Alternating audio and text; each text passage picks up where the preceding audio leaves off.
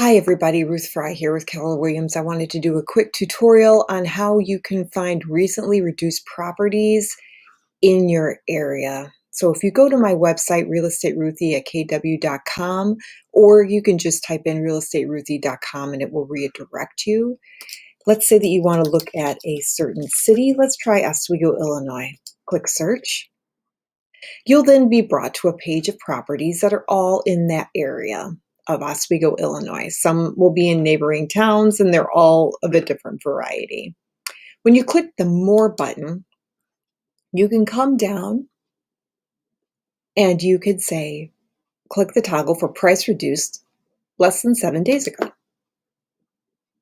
Once you do that, it will show you all the homes in the area that have had a price reduction in the last 7 days. The advantages are it'll tell you what the price reduction was. Was it just $500? Was it $1,000? Some are $10,000. You can look here to see that some of these are pretty high reductions at $15,000, $10,000, $20,000.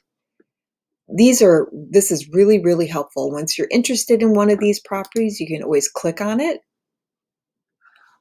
and it will show you the property and the information. And then you can just reach out to me and I'm happy to show it to you.